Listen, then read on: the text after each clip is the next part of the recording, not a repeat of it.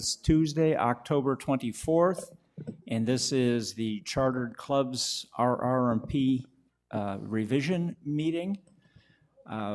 We have a quorum. We have one person with an excused absence, but everybody else is here. Jumping right into the agenda, the approval of the meeting minutes from October 10th. Do I have any changes, additions, or updates? Okay, they will be accepted as written. Okay, today we are going to go over, this is part 2 of the revised RR&Ps review. We will look at Articles 3 and 4 today. I will project them up on the screen. Let me get to Articles 3 and 4. That's 4. This is Article 3.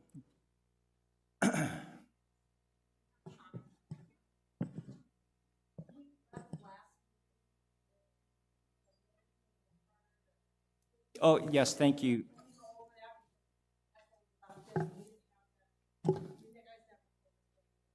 Yep, I will go. Thank you for that.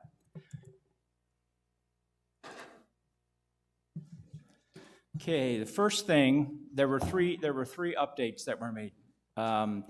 First one is I updated the authority for the rules, regulations, and procedures. I got a complete list of the hierarchy of rules and laws in order of precedence. I've added federal laws, Arizona laws, Maricopa County laws at the top, and at the bottom we have association standing rules, Robert's rules of order, and then any custom rules that the association might have. So those 3 have been added. That is page 10. Page 20. Page 20, we talked about what a quorum is. We then changed that to, it was suggested last time that it would be 15 people or 10% of the total charter club membership, whichever is greater. The committee landed on 21 as the least number of chartered club members, or 10% of the total chartered club membership, whichever is greater. I said it's page 20. Page 20, number 55, quorum.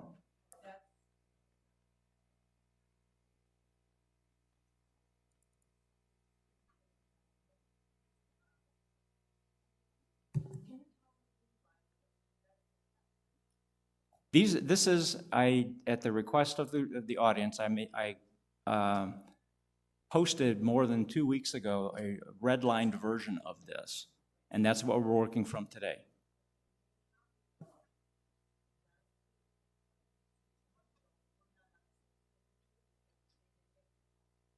Well, that I can't.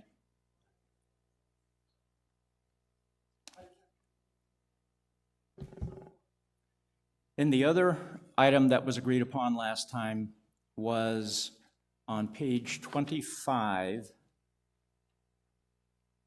number 4.3, where we got into the participation rate. The first thing we did, or what the committee did, is changed it from a requirement to a target. So it's a target to hit. It's not a hard and fast requirement, so it's been softened. And the participation rate is 50% rather than 75%.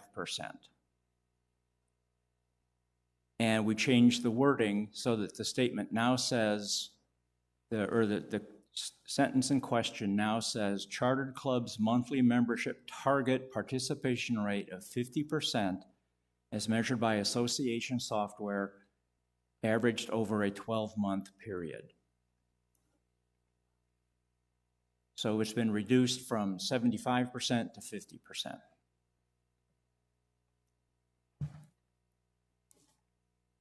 Okay. Then let's go to Article 3. Hopefully y'all can see that. That's all the bigger I can make it.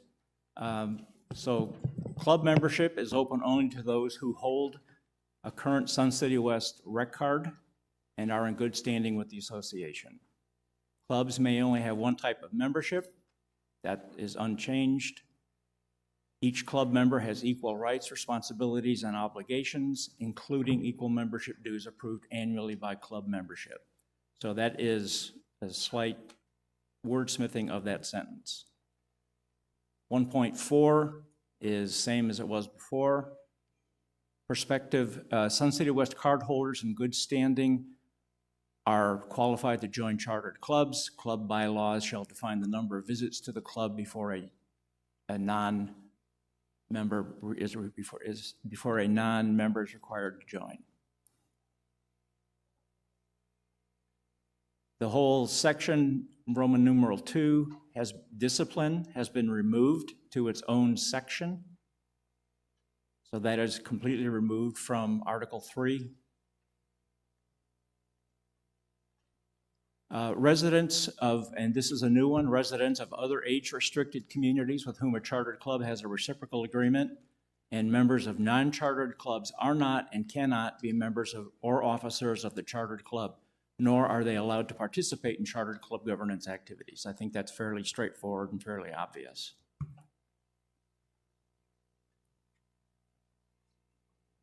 Chartered club guests, number 2. Cardholder and non-cardholder guests using equipment and/or supplies during club activities must do so in compliance with club bylaws. Visitors may not use equipment or supplies during their visit. And if you look back at the definitions, there's a definition as to what a visitor is versus what a guest is. Cardholder guests, number 2.2, cardholder guests may be admitted to a club activity unaccompanied or accompanied by a club member. A cardholder guest attending a club activity unaccompanied by a club member may not bring a non-cardholder guest. Club bylaws shall determine the number of times and time frame within which a cardholder guest may attend a club activity, whether accompanied or unaccompanied, before being required to join the club. Now, before I go further, I do want to back up and make a statement here. The committee went through all of these let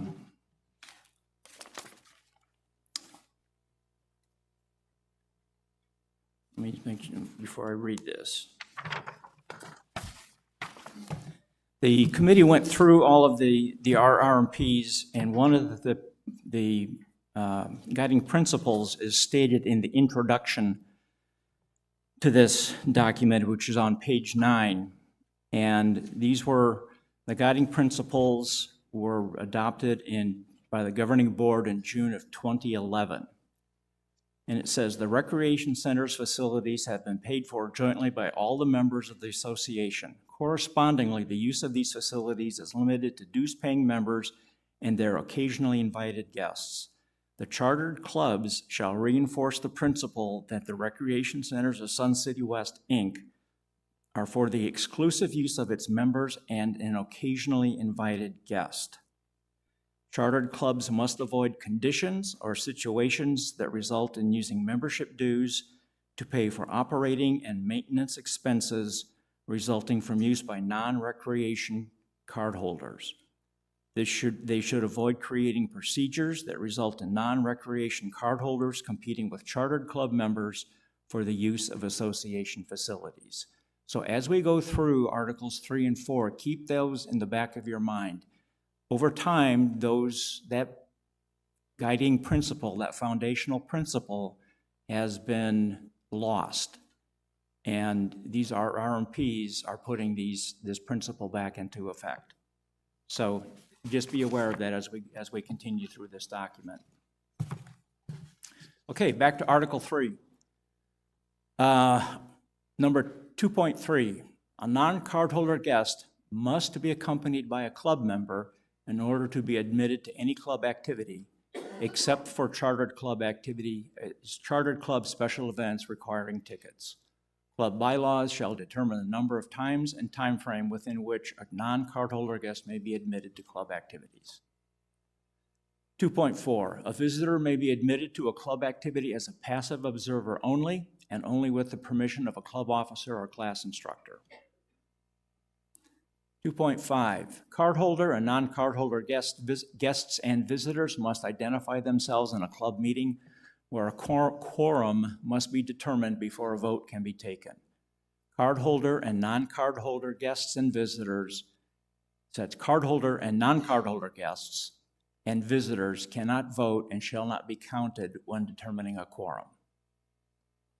2.6, cardholder and non-cardholder guests may not have greater privileges than club members, displace club members, impose non-reimbursed expenses on the association or club, and/or diminish the attractiveness of the association and club membership by obtaining their benefits without taking on their obligations.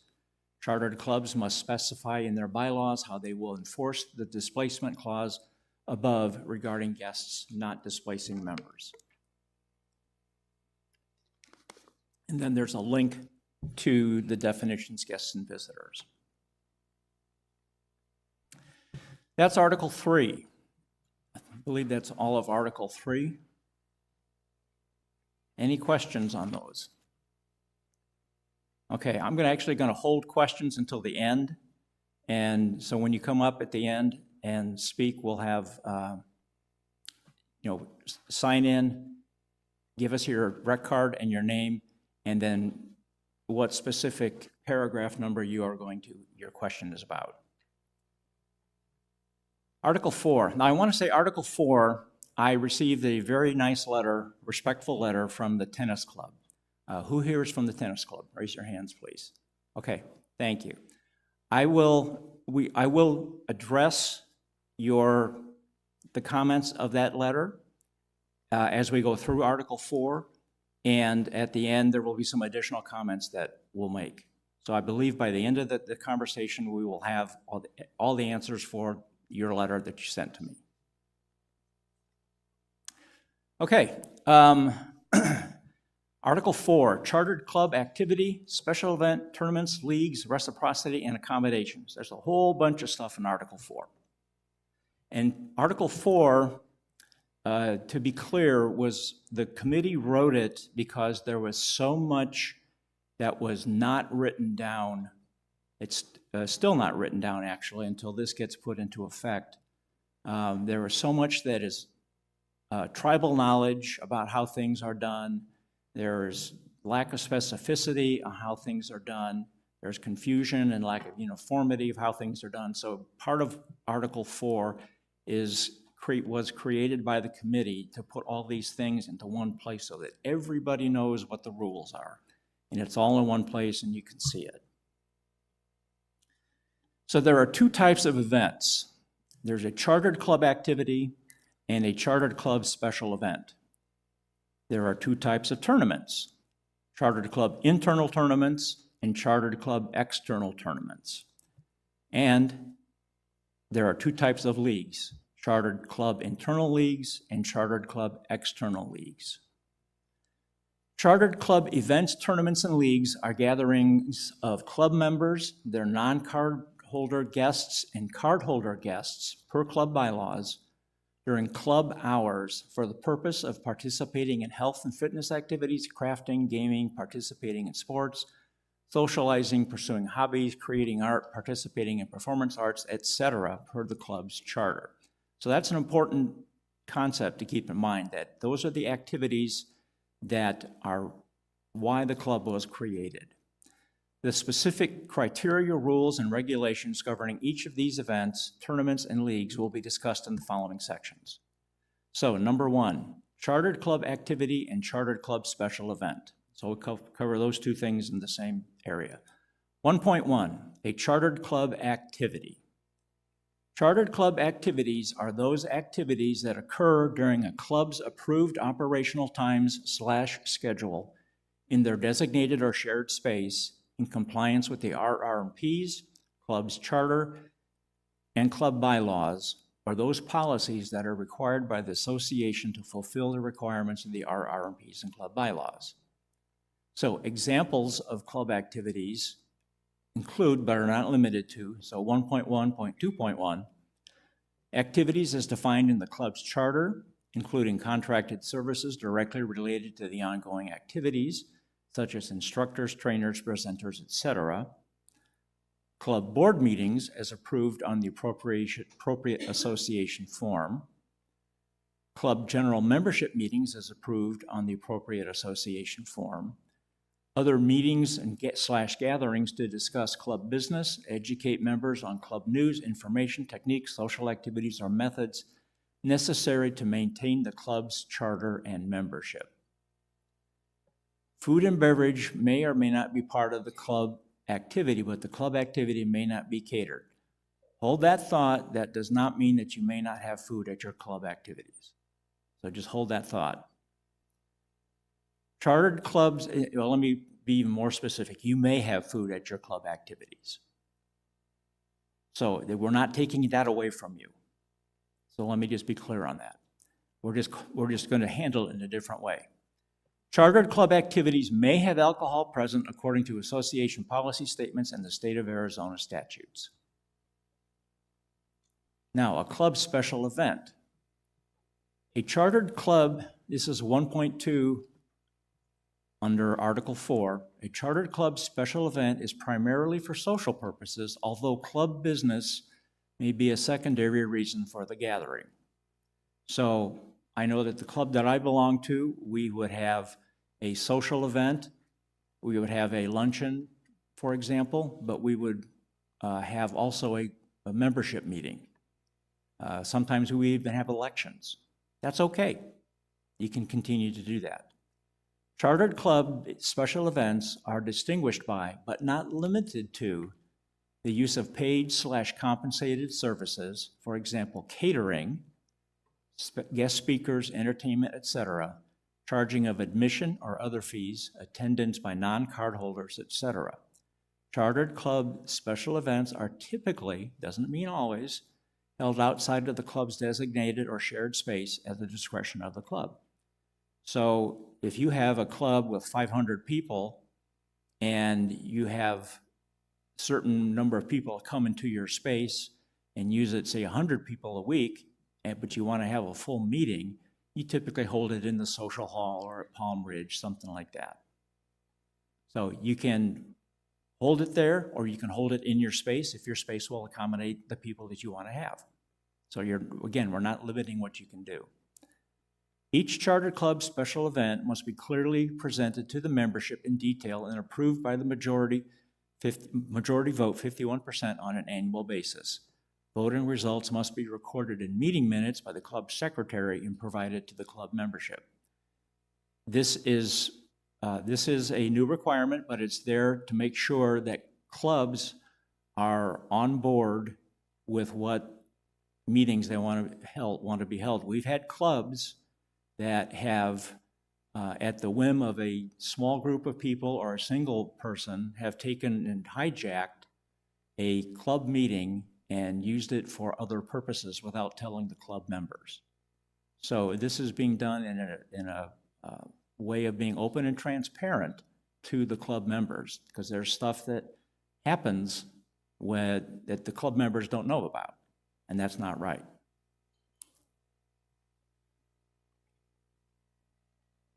All chartered club special events require express prior written authorization from the recreation manager.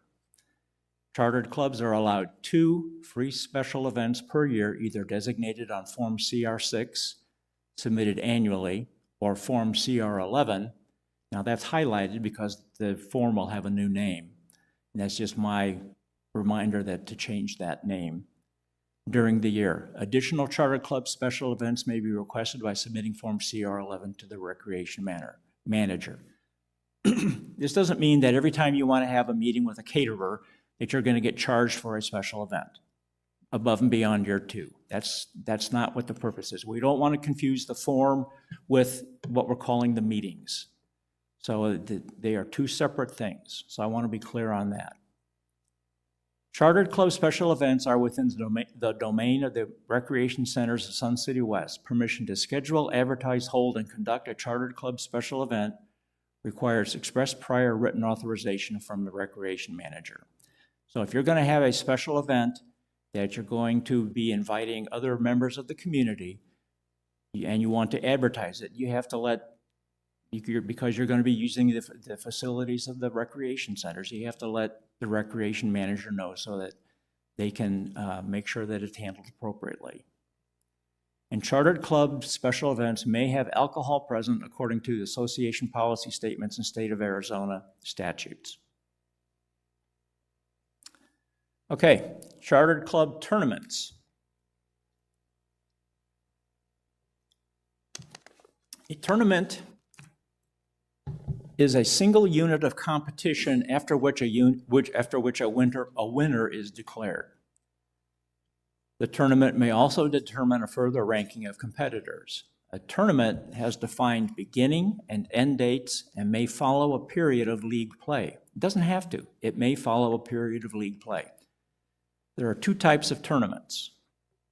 A chartered club internal tournament refers to any tournament in which participants are comprised solely of Sun City West chartered club members in competition with each other. Neither cardholder guests nor non-cardholders may be involved in any fashion. Internal tournaments are the domain of the clubs that organize them and are considered a club activity within the scope of the club's charter. Internal tournament play must occur during club hours. I think that's pretty straightforward and makes sense. Chartered club external tournaments. A chartered club external tournament refers to any tournament hosted by a Sun City West chartered club in or on association facilities or property that includes teams consisting solely of Sun City West cardholders competing against teams consisting solely of identifiable members of another age-restricted community. So it's very well defined. It's, Sun City West versus Sun City West versus the Grand, and so on. Chartered club external tournaments must be presented to club membership in detail and approved by majority vote 51% on an annual basis. Again, this is being done because there have been misunderstandings, shall we say, by clubs on what they've thought they were voting on and what actually happened. So it's necessary to make it clear to the club membership so that they know what they are actually getting into. Again, full disclosure. External tournaments are considered chartered club special events and as such are within the domain of the Recreation Center of Sun City West and require express prior written authorization from the Association Recreation Manager. All chartered club external advertisements, brochures, flyers, scripts, etc., whether hard copy or digital, must receive express prior written authorization from the Association Recreation Manager before distribution, posting, mailing. And by the way, that's an example of a rule that was always in place but was never written and put down someplace. So now we're writing explicitly an existing rule. Chartered clubs on 2.2.5, chartered clubs shall not engage in any external tournaments that enables a non-card holder to use association facilities or property without express prior written authorization of the recreation manager. Securing all valid signatures and authorizations on the proper association forms is the responsibility of the president of the Sun City West Chartered Club that has voted to participate in or sponsor an external tournament on association property or utilize or involve association assets or staff. So if something has to be set up, that uses association staff. Scheduling of the event by the chartered club must not occur until after all approvals from the recreation manager have been received in writing on the appropriate association forms. So that means you can't show up at the rec manager's door the day before you're going to have an event and expect to have it approved. Everything has to happen within, there's time frames that have to be worked out, there's resources that have to be brought to bear. the organization tries to be nimble, but showing up the day before is just really not the way you should do things. The other thing too is it has to be on association forms. Emails, telephone calls, verbal is not acceptable.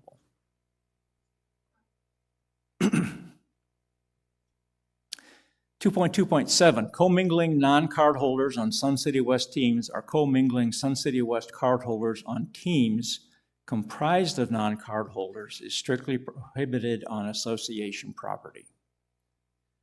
2.2.8, the association reserves the right to levy non-recoverable tournament fees for external tournaments to the chartered club sponsoring or participating in the external tournament in or on association property.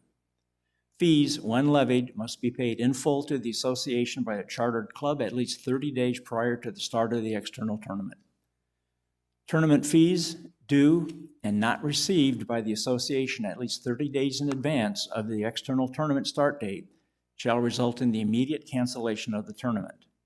The association recreation manager or designee shall notify the club of the cancellation as soon as practicable prior to the start of the tournament. External tournaments involving non-card holders will require those persons to sign a Form CR9, a liability waiver, to be returned to the recreation manager following the tournament. This is an example of a rule that has always been in effect. Not all clubs have been abiding by it, whether or not they didn't know about it or whatever, but now it's in writing, so now you know that you have to abide by it. So that's tournaments. Leagues.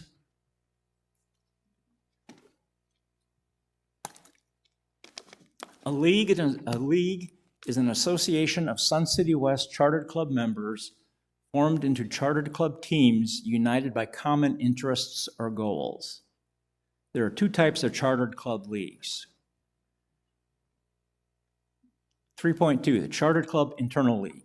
A chartered club internal league is an organization consisting solely of Sun City West chartered club members formed into chartered club teams that play among themselves.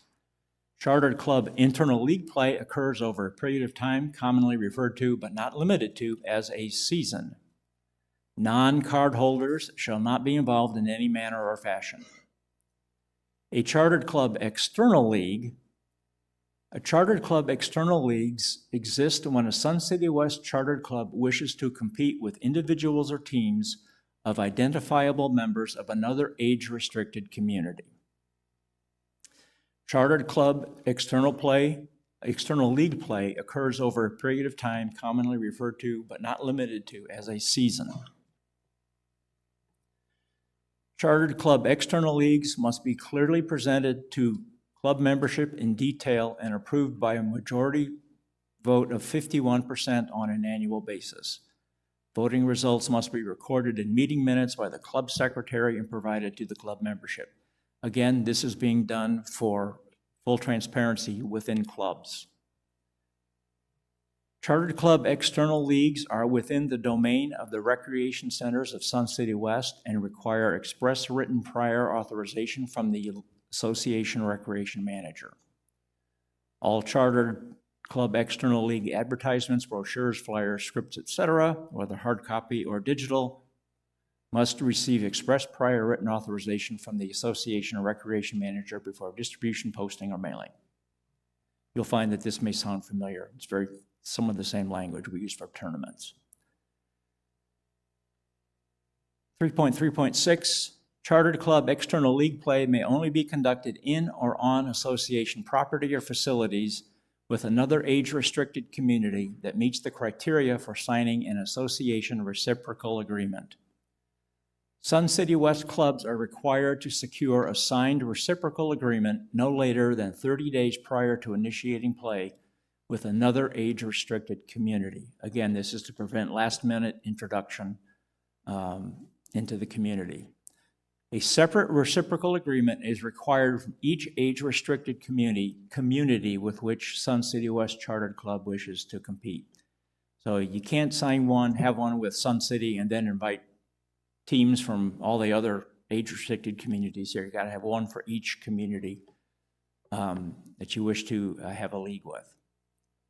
Any reciprocal agreement between Sun City West and another age-restricted community is valid only for the chartered club activity on which the reciprocal agreement is based, and only for the chartered club that facilitated the signing of the reciprocal agreement. So just because Club X may have an agreement with the Grand doesn't mean that clubs A, B, and C can also have they have to have their own separate agreement. They cannot play under that Club X's agreement.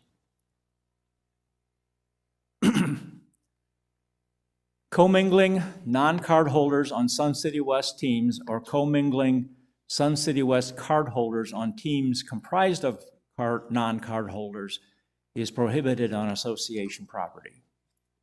Sun City West chartered clubs shall not engage in any league that enables a non-card holder to use or involve association facilities or staff without express prior written authorization of the association or recreation manager.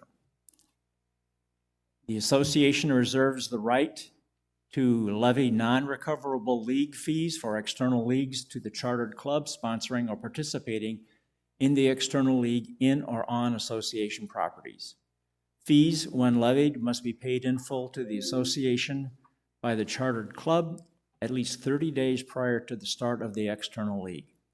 League fees due, when levied, not received by the association at least 30 days in advance of the external league start date, shall result in the immediate cancellation of the league. The association recreation manager or designee shall notify the club of the cancellation as soon as practicable prior to the start of the league. External leagues involving non-card holders will require those persons to sign a Form CR9, a liability waiver, to be returned to the recreation manager upon the commencement of the league's season. Chartered club reciprocity, number 3.4. 3.4.1.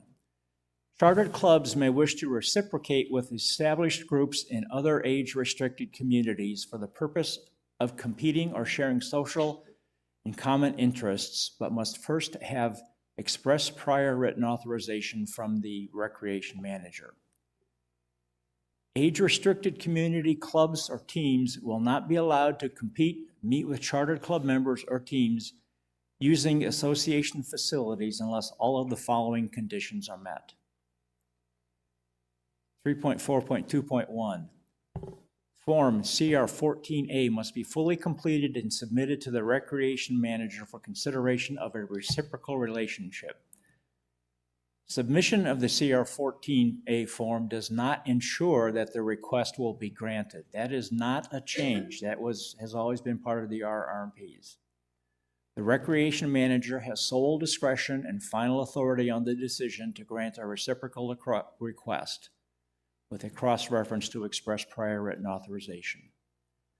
The CR14A form establishes the parameters wherein the association and the participating age-restricted communities will make every reasonable effort to schedule play or visit a comparable number of times on similar facilities. That's also a carryover. For initiating an annual reciprocal relationship, an annual reciprocal relationship with another age-restricted community must be approved by a majority of the chartered club's entire membership, by individual ballot voting at regularly scheduled meeting of the members, or by voting by electronic means overseen by the association. Voting results must be recorded in meeting minutes by the club secretary and provided to the club.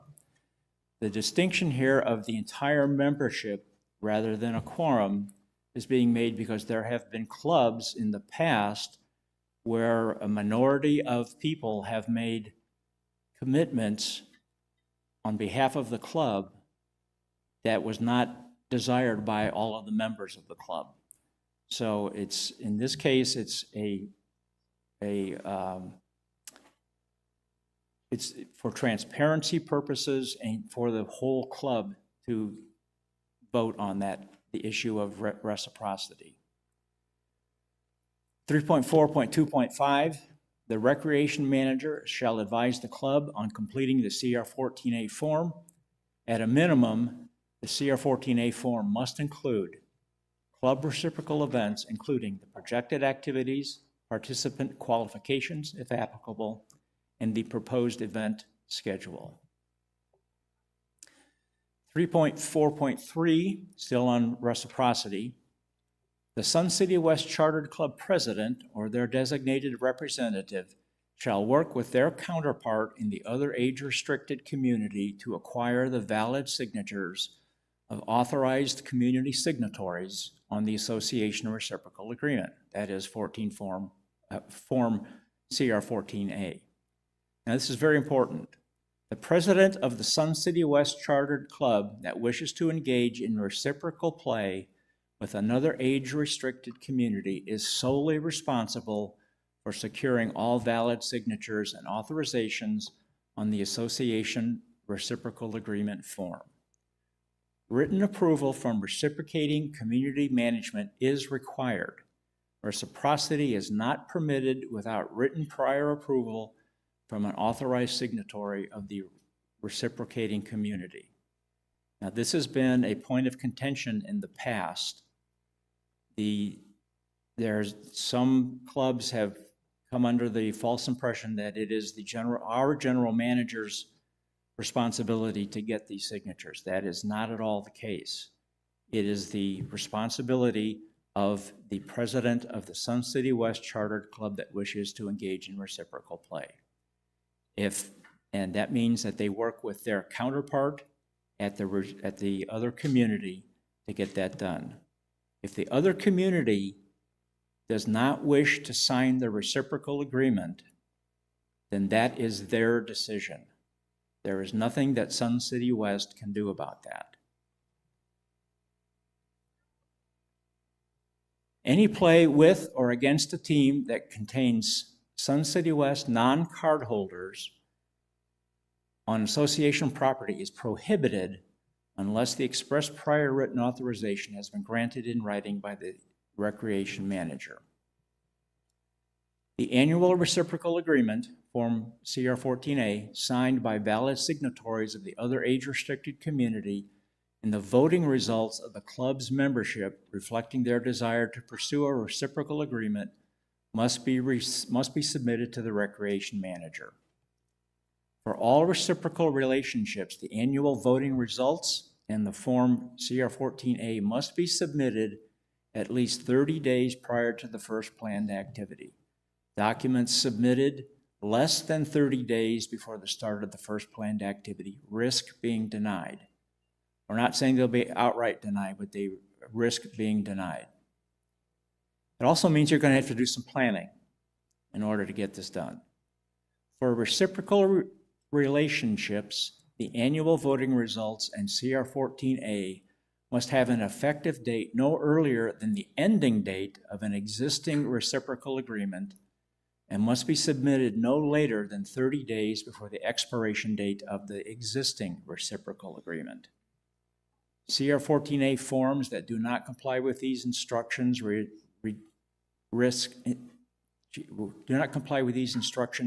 being denied. Reciprocity, when authorized, does not allow commingling. Those are two different concepts. They are totally separate and independent. So we want to be clear on that. Substitutes for reciprocal play or event must be valid, identifiable members of the reciprocating community. Number 4, accommodations.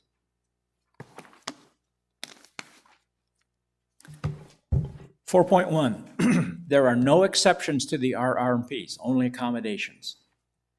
There have been exceptions granted to clubs in the past.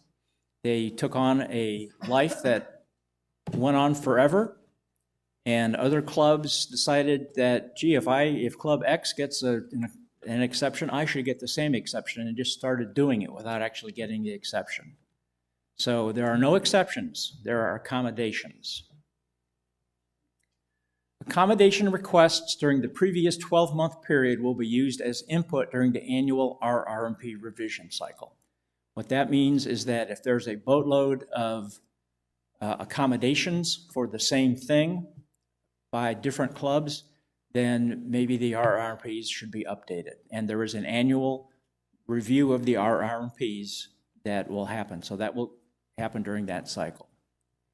Each chartered club must apply for its own accommodations. Accommodations apply only to the requesting club and only for the specified dates and time frame. How to request an accommodation.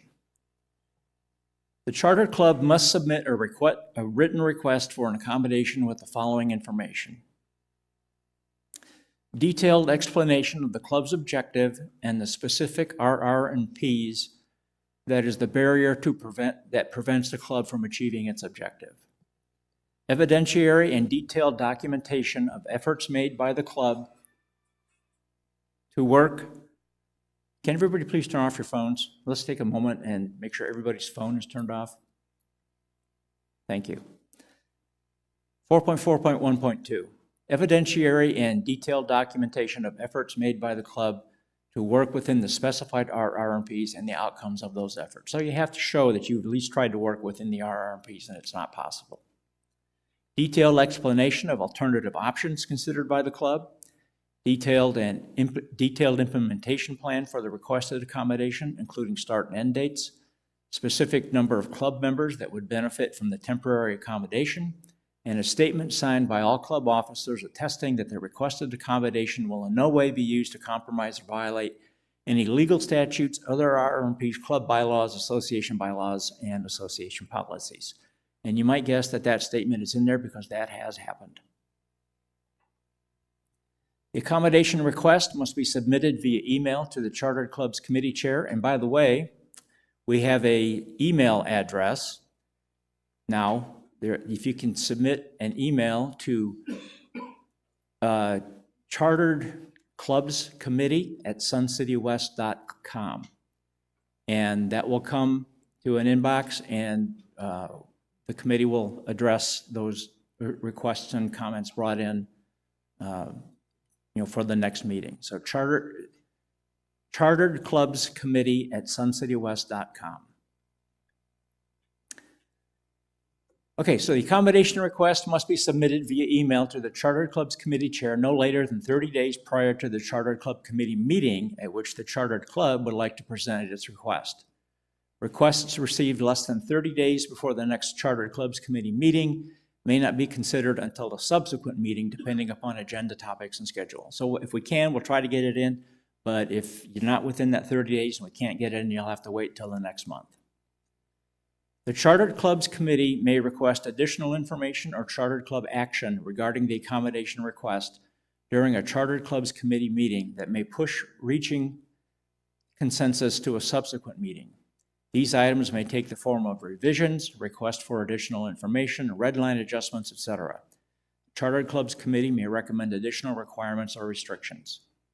The Chartered Clubs accommodation request will be approved only by a majority consensus, 51% of the Chartered Clubs Committee. Upon majority consensus, accommodation request will be submitted to the recreation manager for final disposition.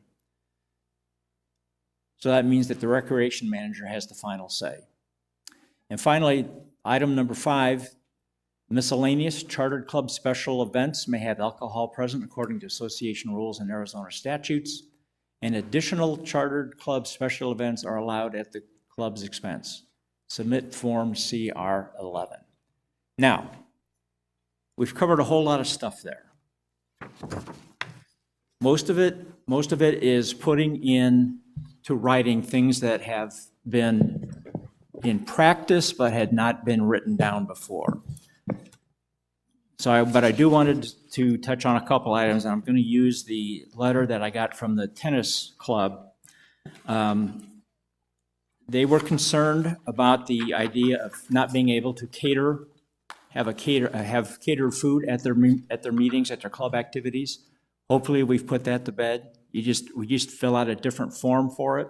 And the reason for that is the association has the right to vet those caterers that are providing food to our members and that they're bringing it onto our property. They have the right to do that. So it's not that the club has to hold that form, it's that the association has to have it so that the caterer can be on the approved list. So external tournaments and external leagues, let me talk about those. The RR&Ps were very specific here. If you go back to the underlying document, the foundational principle, it's the chartered clubs must avoid conditions or situations that result in using membership dues to pay for any operating or maintenance expenses resulting from use by non-recreation cardholders. So the RR&Ps, the committee has written them very specifically for internal leagues and tournaments, which most clubs have been doing on their own for a long time now. There's no change to that. The external leagues, that is reciprocal leagues and external tournaments, which are short-term events, are specific for dealing with other age-restricted communities. Now, the tennis club is one club that has events that they hold with other types of organizations. Joel, is that correct? Yes. Okay, so like you've got the, I think the West Valley League is going on right now. So that's, and correct me if I'm wrong, but that's people from all over the West Valley, not part of any age-restricted community. For those who can't see him, he's shaking his head yes. They're all age-restricted. They're all age-restricted communities. Okay, but you don't necessarily have reciprocal agreements with them. So is that correct? That is correct. Okay. So, and then I think that you have other tournaments where you have people come from out of state. Is that correct? Is this a yes or no? Yes, but so you have other tournaments where you have, or leagues that have, it's a tournament, okay. That you have people come from other parts of the state, out of state, those kinds of things. Again, he's shaking his head yes. So basically what is happening is that the tennis club, and there are other clubs who are holding events that are outside of the scope of chartered clubs. So chartered clubs, what the committee has tried to do is to write the rules for all clubs that can apply to all clubs.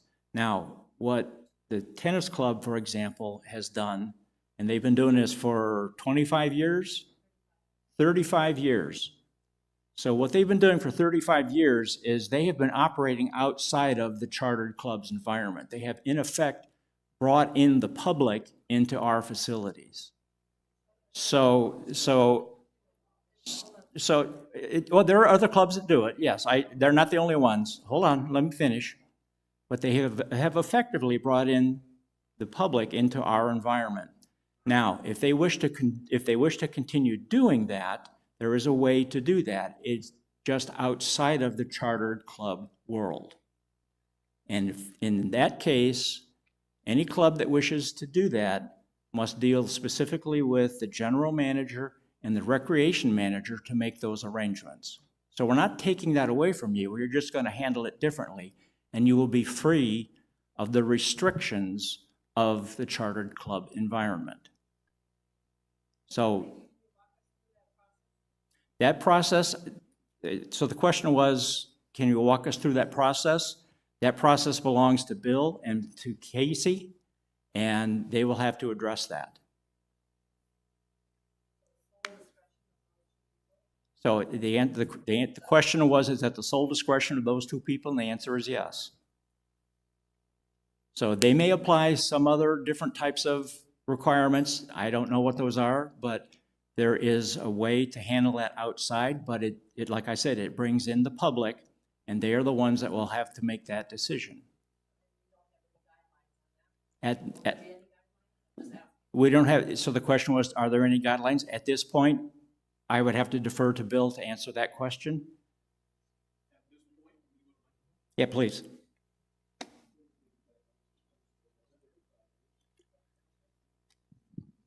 Because things have happened for 35 years doesn't make it correct.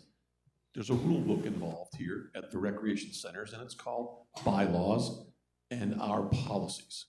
Our policies are very distinct when it comes to guests and how guests are dealt with. Chartered clubs are a different animal. Chartered clubs have designated space. Chartered clubs are typically made up of owner members who are paying dues and buy-in fees to use these facilities. It's different than guests. So when you have a tennis league going on and people from other communities are coming into our facility without reciprocal agreements, those, in our view, are viewed as guests, visitors.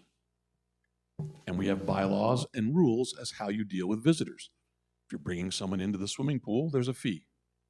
If you go to play tennis at the Glendale Paseo tennis facility, you pay a fee. You're their guest. You're not a member there. If you go play at the City of Surprise tennis courts and you reserve a tennis court in the City of Surprise, you pay a fee. It's not free. I don't know why it's free to come here. Our rules, the rule book that says if you bring a guest here, you accompany them, and there's a designated fee.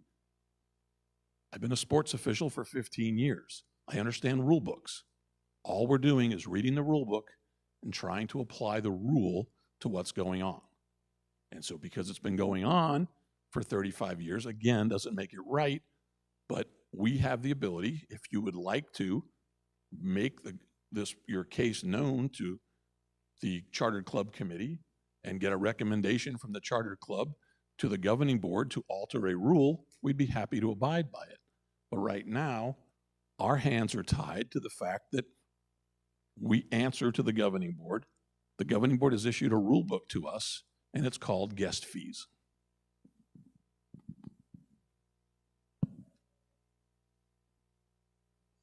So I want to finish going through the letter that I got from the tennis club. So there was a concern about commingling. If you, by working with the general manager and the recreation manager outside of the club, the chartered club world, then commingling is no longer an issue. You can commingle there. But you will have other rules, as Bill pointed out, to work with. Tournament fees, those have always, the possibility of levying a tournament fee has always existed. This is just the first time we've put it into writing. I don't know what the tournament fees are. They have not been set. All the RR&Ps say is that there may be a tournament fee. That's all it says. And Jolene, please wait. The liability waiver, there was a mention, that has never been done before. That is not true. That has always existed. The clubs, for whatever reason, have opted, either they didn't know about it or opted to ignore it or whatever, but that is a necessary piece of paper. We have to protect the association from liabilities of people getting injured on our property. We don't want to open ourselves up to lawsuits. So, no, I'm going to wait till I'm finished, please. You can hold your question till the end. We talked about the reciprocal agreement. I think that the tennis club's objection is, they have activities above and beyond what the chartered club world involves. So hopefully that should be addressed, and we made clear what the responsibilities are here. The external leagues, it says here, some of our ladies participate in leagues containing non-age restricted community teams. How can their play be supported? It would have to be done outside of the chartered club world. League fees, same answer as tournament fees. The possibility of league fees being levied has always been there. It's just now written. Reciprocity, it says the process here is not implementable. Other communities won't sign. Well, I'm sorry other communities won't sign, but that is not a Sun City West problem. I think please refrain. It is reciprocity is other communities don't want other people there. I think we have to admit that. They don't want other people there.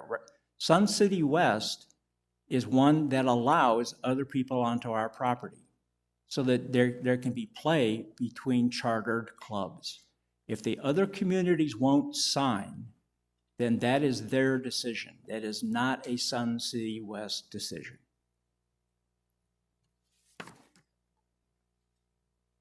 The entire membership vote on, I don't know what this is. This is probably in reference to the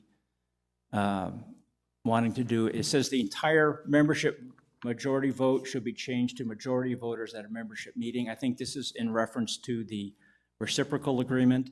I explained, the committee has explained why that exists, because there have been commitments made on behalf of clubs that did not want certain things. And then they also go back to the reciprocal agreement. So I think that in terms of what the tennis club specifically was looking for, hopefully we've addressed all those things. I see, okay, so if we have not, then I would like to hear why they have not been addressed. So please come up to the microphone.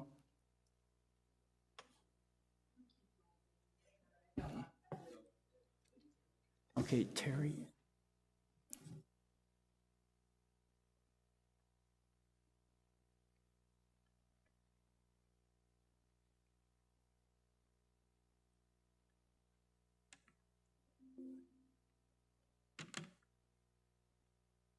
So this league fee, oh, Jolene Piaskowski, 132268. Like you know me, Jack. I know. Anyway, the league fees. When will we have a fee schedule? So, can I go ahead, Jack? So as you guys know and have been charged, many of you have been, it's right now per item. So if you have 20 tables. So X it's not a amount of chair- league fee, right? I mean, because he said a league fee, you're looking for rental But stuff. that's all we have in place right now, because prior to any of this being in effect, leagues were always internal or there was reciprocity. So there was no fees associated with that because it was within club time. This is really in pertaining to sporting clubs, by the way. So if you had reciprocity with your 7 communities, it was during club play, which was voted on by your club. So it's part of your scheduled, regularly scheduled activity during that season. That's not the case anymore. Okay, well, let me just ask you this. So before you ask that, let me add one comment here.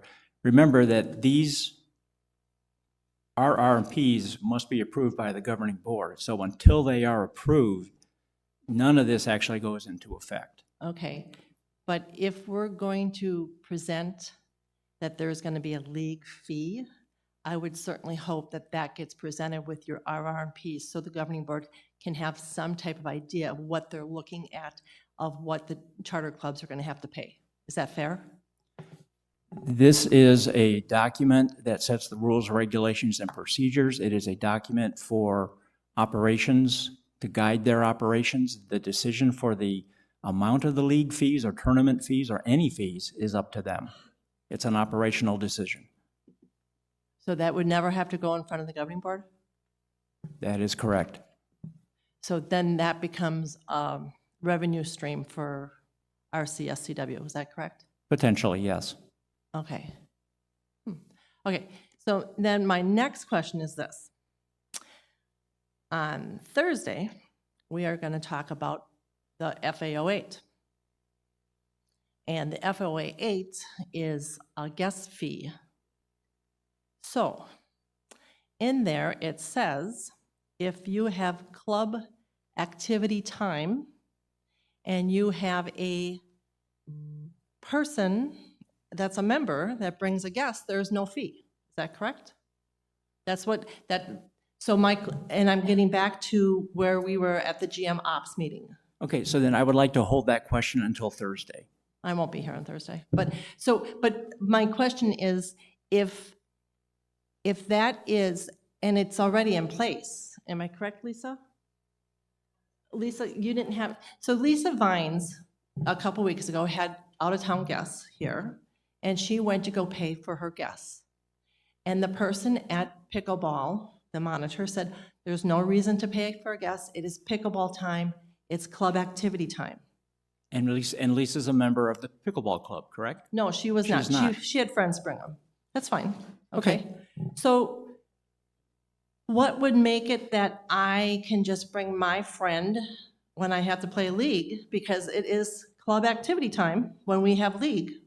If you have an internal or external league as defined in the RR&Ps, then you are bound by the bylaws of your club in terms of handling guests. If you bring the public in, as was mentioned, then you will pay the guest fee. Well, Lisa brought the public in and she didn't have to pay the guest fee. Let's hold this conversation for Thursday then.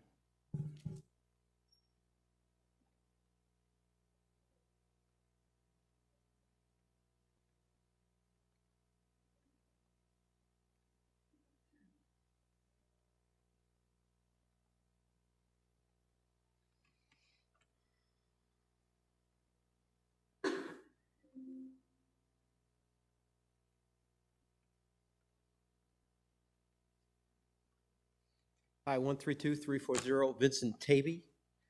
So in the RMPs, will there be anything to have the association manager have a response time to all the things that we are giving them?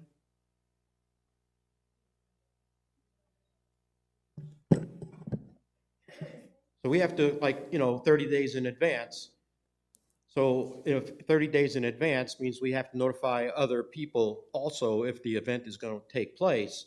Therefore, do they have to respond within 5 days, a working week, 24 hours? How do we know we're going to be able to have the event, hire people, caterers, pay league fees, if all of a sudden then they say no? Then I would say that is a service level agreement that the general manager and recreation manager have to set up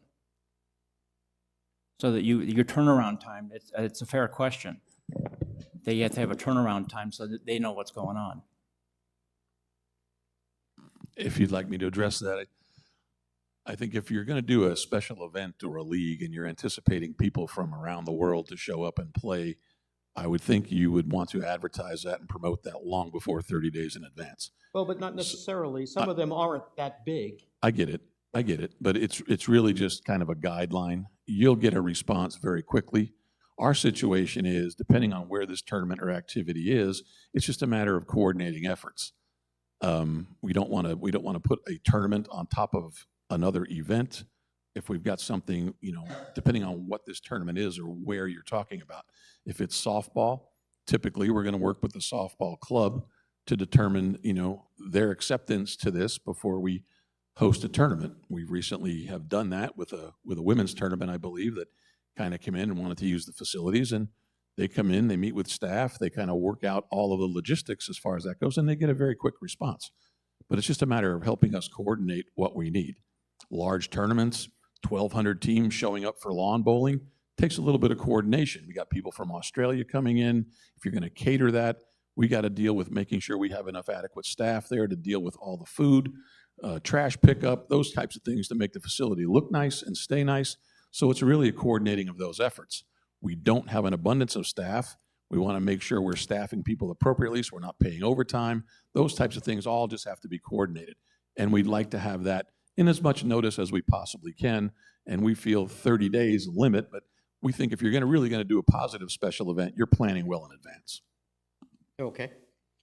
So a reasonable amount of time after we present the information, we should get an answer. And if not, we would just make the assumption that it's good to go. Okay. Will the CRs be revised to meet the new RRP standards? Yes, they will. Casey is going to revise them, retitle them, reorganize them, and when that happens, then only those references will be updated in the RR&Ps. And CR9 is one of those? Okay, because it really just asks for a platform or a stage. Yes, Okay. the liability waiver.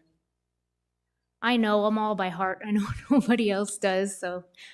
The CR9 used to, I don't even think it existed as a CR form originally, so I added it into the mix. Okay, so you'll get rid of the stage part, and the platform? No, it's pretty broad. It's for all purposes. I think that was added a few years back when somebody fell off the stage at the Stardust Theater. Yeah, when I looked at it, I thought it very specifically was pertaining to a stage, which is why I didn't think we needed it for tennis.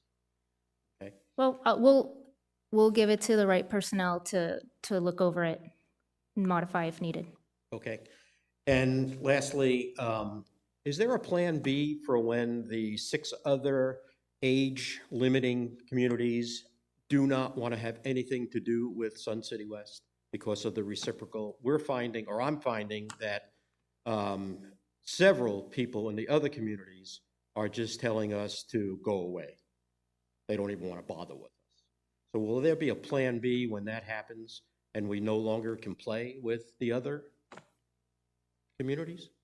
I'm not sure I understand the question. What Well, would a lot of the other communities are refusing to sign the reciprocal agreement, nevertheless a waiver, okay? So we play, with like the Valley League has anywhere from 4 to 6 other communities. And I'm hearing that they will not sign the reciprocal agreement, and Sun City West can go do their own thing with their own people and not be involved in any of the community play. I'm not sure what Sun City West can do to Well, make they them could sign make- the agreement. Well, they can eliminate the reciprocal agreement, since I don't really see one anywhere that I play, and I play in 6 other communities. I've never been asked for a penny or a reciprocal agreement. So we're annihilating ourselves because some of the other communities just aren't doing it. There's a difference between the other community and the general manager and administration of those other communities and the tennis clubs of those other communities. Is it that the general manager of the other community won't sign the reciprocal agreement because other residents in the community do not want outsiders coming in and playing for free? No, Then why are they not signing? because they feel that they don't need to have a reciprocal agreement. There are several other communities that aren't doing that kind of paperwork. Why should they jeopardize anything that they have going? Do you have a copy of the guest policies of those other communities? And do those policies allow you to play there for no fee as an I do outsider? not personally have a copy of it, no. Yeah, because I don't know this for certain, but I have a sneaking suspicion in the back of my mind is that the tennis clubs in those other communities are actually breaking those community rules. I don't know that for certain. And that's something that, you need to be aware of, is that we're enforcing our rules. They may not be enforcing theirs, which is why you can play there for free without signing any waivers. Okay.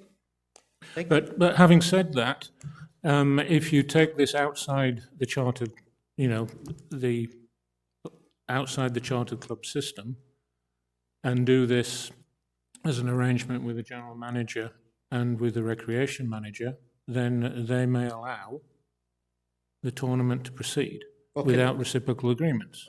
Well, okay, well, let me ask a question, just educate me here. So have you signed other reciprocal agreements from other communities? Yes, sir. From the West Valley Leagues? Not, From Trilogy, from Festival, from Happy Trails, from Grand? we have met with every general manager that you've mentioned. Yes, They refuse to sign there you go. Why?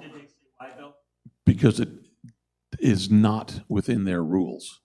Though they've basically been doing this for a while, right? The tennis courts are not being used at a volume that they're displacing a lot of their guests. It goes sight unseen, no issue on their part, so it's not a problem on their part. Pickleball was doing the same thing. Pickleball's activity has increased to a point where they started getting some displacement of their owner members, and their owner members were getting rather vocal. So they no longer allow that type of reciprocal play anymore. So with tennis, it's a little different. But I've met, and I meet quarterly with every one of the general managers you mentioned. I have signed documents that Ron Wambaugh has given me a file for, and I've had those on my desk with him for the last couple of years. Would you please sign this? There's a tennis league that wants to play here. We would do that with a reciprocal agreement. I can't make them sign it. I can't get them to do it. So if they won't sign it, can we reference you as a contact point? 100%. Okay. Okay, great, thank you. Can I just chime in real quick? The last part of this section has that accommodation piece. So use that to your advantage. If these RR&Ps pass. Okay, good. Joel Piaskowski, 132267. What Vinny was talking about, what he had brought up about the non-recoverable tournament fees, 2.2.8. I would like to ask the committee to insert the following language that any club receive at least 45 days in advance of the tournament, what those fees would be. Would the club committee be amiable to that? For what purpose? I mean, I would see the Well, so- fees, the fee should be a fairly set amount. I mean, we're not even, we don't even know what they are. They're, all this document agrees, it lays out there is that there may be a fee levy. There may be. That's all we're saying at this point. There may Well, it be says you none. reserve the right to. Exactly, reserves the right to. Okay, then why do we have to pay those fees 30 days prior to the start of a tournament? Why would you not?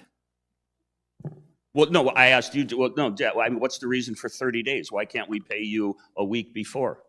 What's the 30 days? It's, typical, 30 days, payment due. Yeah, I mean, I don't understand.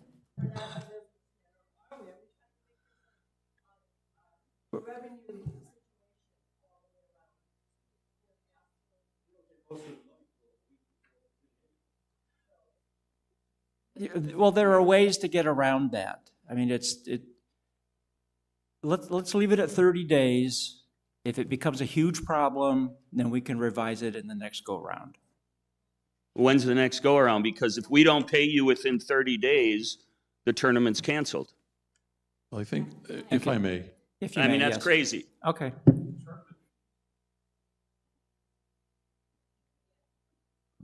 tournament fees are not really charged to chartered clubs if you're using the facility during chartered club time. If you are a group of owner members wanting to get together and host a tournament, independent of chartered clubs, right? You just want to get together and do a fundraiser, a Fund Me Now program. Someone you know got injured, you're trying to raise money to help their hospital bills, and you host a tournament, and you come to us wanting to use our facility. We, again, need a little coordination time to talk with the clubs to make sure, would this be okay? Could you vote on this? That type of thing would occur. But again, the size of your tournament matters, right? And so I'm not sure we're going to charge you court use fees, but if you're going to bring in another couple hundred people and our restrooms won't accommodate that, and we have to make arrangements to have porta johns brought in, there's a fee for that. The association's not going to pay for that. Right. The people raising money should. So those are the fees we're talking about. If you're going to bring in a caterer and you're going to sell tacos for 10 hours out there, somebody's got to pick up that trash. It's not going to be you. It's going to be our staff. So that additional service requires a fee. So we would negotiate that. Those are the fees we're kind of concerned about. Okay. Excuse me? You got to pick up the trash? All right. Will help. So, and Bill brings up a good point. When we say that these activities are done outside of the chartered club system, that means completely outside of the chartered club system. If you're going to have a tournament or a league for whatever purpose that brings in the public, then you cannot use the club's newsletter, the club's website, the club's mailing list, club meeting time, because these are non-club events. And if you do those things, you then bring it into the club world, and nobody wants that. Okay. So I want to make sure that everybody's clear on that. Yep, okay. Second thing, I want to talk about the Swing in the Spring tournament, which has been going on for 35 years. It is a premier event in the West Valley, puts Sun City West on the map. Based upon what I have heard, no commingling, no, outside guests, all right? And if we would probably have to do an accommodations then. And if that didn't pass, Bill and Casey, would you work club to hold our Swing into Spring like the Apple pickleball tournament? Yes, as long as Vinny helps pick up the trash. Okay, but you will. You Yes, guys sir. will help us get Swing in the Spring. Yes, sir. Can I But be it is not clear? that, but they would not work with the tennis club. They would work with individuals who are working outside of the club system to make it happen. If it, And you can't compare it to Apple tournament. It's completely different. They do it outside of club hours. Completely. Doesn't even exist in the chartered club world. yeah, there's no threat for the spring tournament. No. That's part of the problem is we have to differentiate. There's a line between club behavior, club activity, and independent use. That's where the break So is. Casey, when does Apple play their tournament on our pickleball courts? What times? In the afternoon between 1 and 4-ish. And Outside there's of no club play. pickleball being played between 1 and 4 ever, 365 days a year on the courts they have? Not from the club. The club doesn't have it dedicated during those times for the most part right now. Those are non-club hours. That could change, but as we speak, they do. They use the exact same court rental as you guys do, but they go in as individual homeowners, rent the court. They go to the monitor station, pay their guest fees, the $6 per person, and we ran an audit on them over the spring, and they pay their guest fees for every single one of those folks. Okay. So long and short, Bill, the tennis club has your commitment to help us work through a process to hold Swing in the Spring next year. Not a problem. Yes. Great. All I have. Thank you.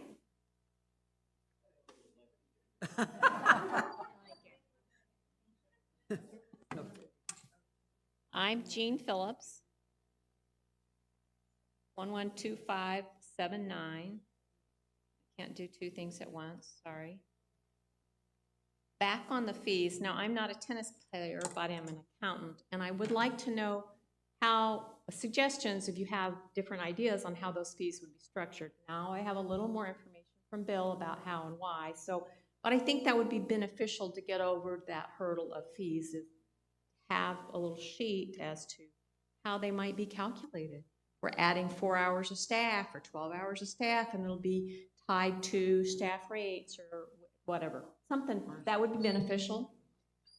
Now, I'm president of the Rip and Sew Club, and one of the things I'm concerned about is this participation level, because it was not apparent to me that we understood it at all when we had our liaison meeting the other day. So what defines participation? What's a visit? Is it 1 visit per month per person? Is it 30 visits in a month per person? I know it's 1 visit per day. You only need to scan in once a day.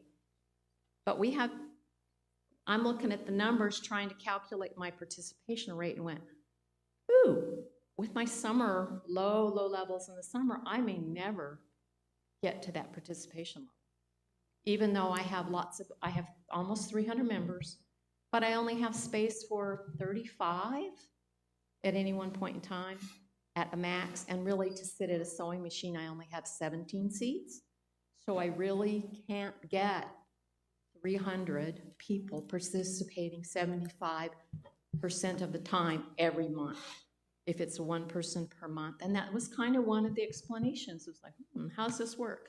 So I did send a request to Club Track for them to calculate our history through the end of September for 12 months to give us an idea. And I think that'd be beneficial for all the clubs. If you went ahead and had Club Track calculate that participation rate based on what's in the draft. So you know what are we looking at? Is this even possible? Have you guys calculated that rate for everybody? So, did you go to the Charter Club officers meeting back in January? Was not able to go to, well, January? No. Okay, Yeah, so. I got the sheet. Yep, so I'm Yep. doing those and we did that for every single club for Right. the end of the year.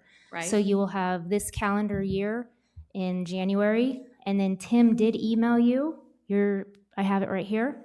Your club is at 76%. From this draft.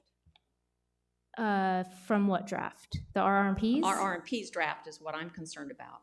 Well, right now, this one is not in place. I understand, but we are there'll be a vote on it, right? It has to be approved. Do we complain about it before, or do we realize, oh, we're in trouble now, we can't make it? No. Let's go ahead and run a test for a few groups, big and small, and see how it turns out. How does this number pan out for everybody? So you guys have dedicated space, Yes. and you have your own hours of operation. Yes. You run 7 days a week, correct? Yes. Unlike many others, they're Right. usually 6. Right. So you can rotate a lot of your members throughout. Yes. However, Debbie over here with Creative Stitchers has shared space. How many members do you have? I'm sorry. 52 members. She meets 1 day a week, 8 hours. Right. So we have to take into consideration the different mathematics for that. And your club, we know you guys utilize, and you have a lot of unique members, which is good. It's not bad. Where there are clubs that don't have high percentage of unique numbers. Do you know what the difference is? No, I don't. That was one of the things that was unclear at the meeting we had the other day. Is this one visit per month per person? If they came 30 times, they still just count as one? Or if they counted as 30? That was not clear to us. So that's where I do the breakdown. And we sat a couple weeks ago and went over like one by one. Every report, any opportunity question she had, I pulled those reports.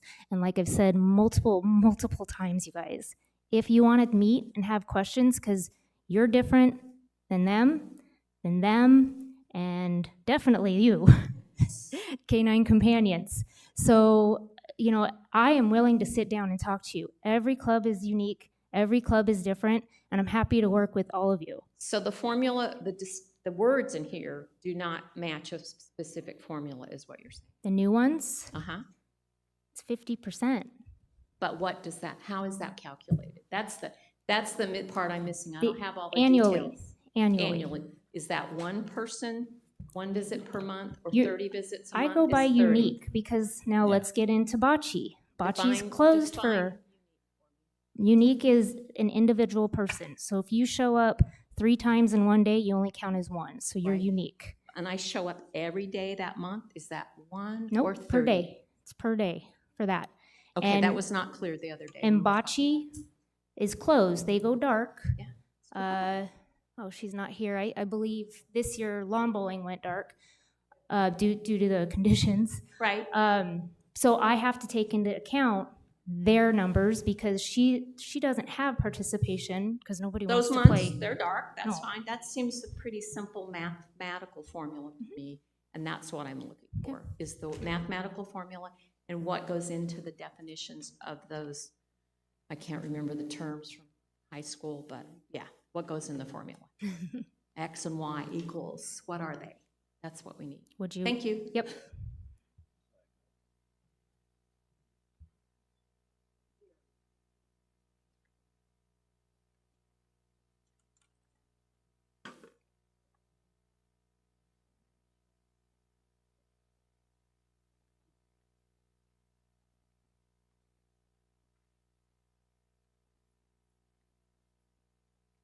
I was wondering if you could go over, Name and rec card number, please.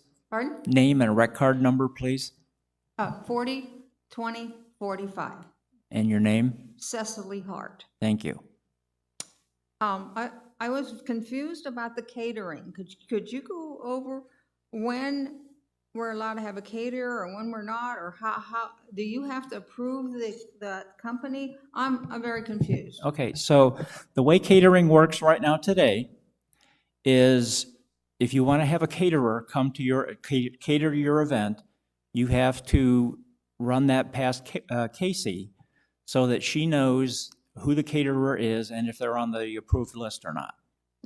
So who made up the list, or how did it become by a list about the caterer? So we do have a list that a lot of the clubs use regularly for vendors, but if you have a new caterer, we would be asking for a certificate of liability from them, and then they would be added to the list. Oh, okay, so if we decided to have a caterer at one of my clubs, we would have to contact you and ask if they're on the list. Yeah, and if they're not, we would just have to, and I don't know if anybody had any problems getting one from a caterer. It's pretty common and easy. So they would know exactly what you'd want. I have an example to show you so you can understand what exactly we need on those papers. Okay, so when is a club allowed to use a caterer? What club are you, may I ask? What club? I belong to AHL and I also belong to SPAM. Okay. Just needed. So I was a little confused about, it said no caterers, and then it talked about caterers in that section, and I was confused, well, So when you when can use you have one? you can use a caterer whenever you want. The distinction here is that you have to get the certificate of insurance from the caterer or make sure that the caterer has one on file. And that's when under the proposed revisions, you would then fill out that form. Oh, okay, so she has the list of the ones that have that. Right, so you're going to have XYZ caterer, that may be on her list, it may not be. If it's not, then they have to get the certificate of insurance to you so that you can get it to Casey. Oh, okay, because it said no caterer, and then it talked about having a caterer, and I was like, Yeah, what? it's just, well, the reason the distinction was made is that the rec centers don't want to get into the internal workings of any club and managing those events. That's why the club activities were separated from the catering. That's the only reason why.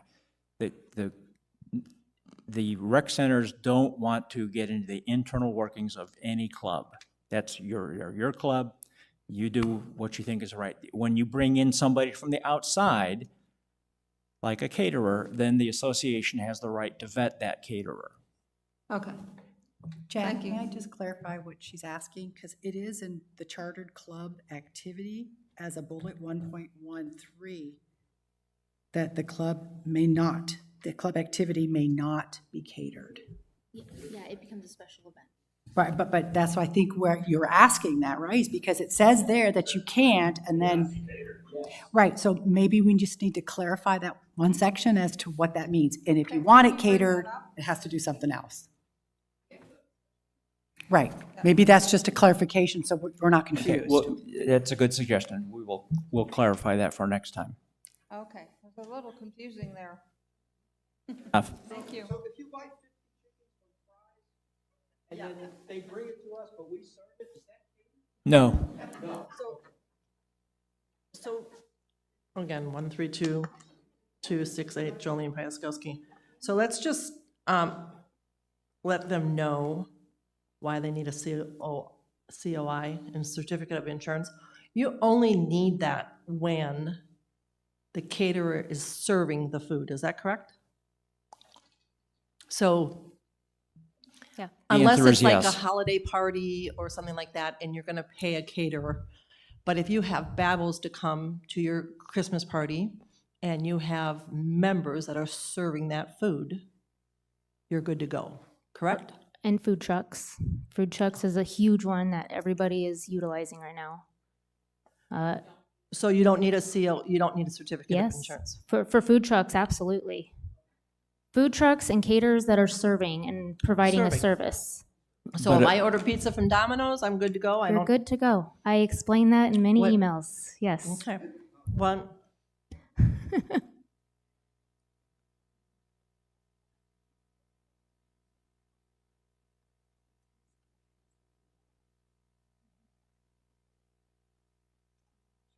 132238, Pat Kramer.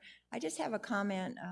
I belong to the art club, and the month before last at our board meeting, we received a printout from Club Track of all of our members and the number of times they've been there. I take classes, I'm there many, many, many, many, many times, and it showed me as being there twice. So I'm really concerned about all of these numbers having to be certain percentages to meet our quotas and all that thing. If Club Track is that far off, I mean, I'm there every week at a class, I'm a board member, I'm there a lot, and it showed from the beginning of the year till our board meeting that I was there twice. What's your I got Kramer. What was your first name? Pat. Pat. I'll look into it. Okay. And what do you serve? Are you treasurer? I'm Vice second president? vice president. You're vice president? Okay. And I'll I reach take out to you. classes all the time, and I'm there all the time. So we were Okay. like, and all of us were like, the numbers were way. I'll reach out to you and we'll get something put together and we'll find out what's going on. But I'll run some reports with your name. Okay, thank you. Mhm.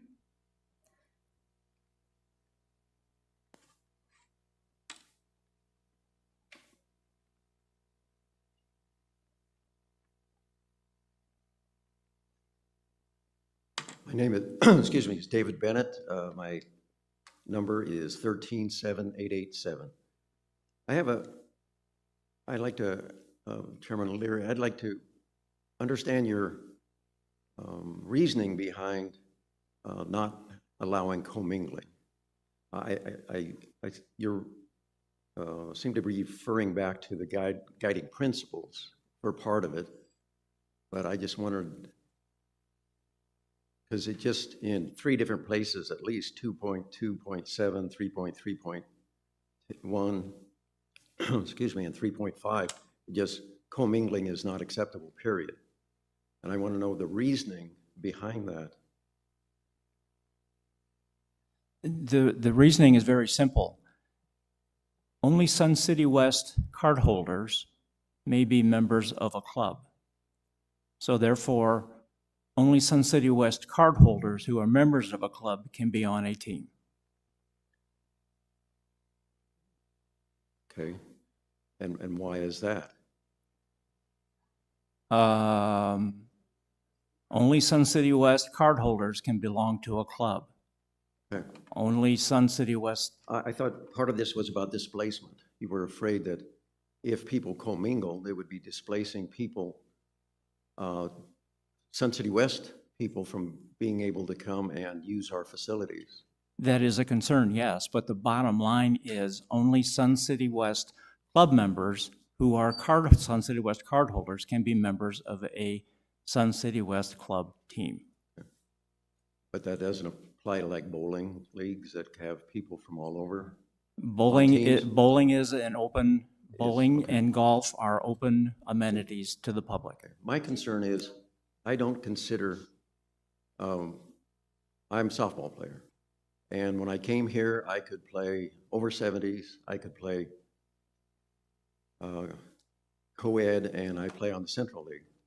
And every year we voted whether to continue to commingle, as you call it, and it was voted every time to do that, and then it was taken away, and now I can't do that anymore.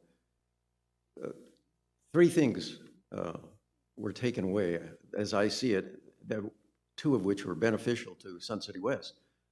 When we have reciprocity with leagues, and what I consider reciprocity for individuals as well, player reciprocity, if you will.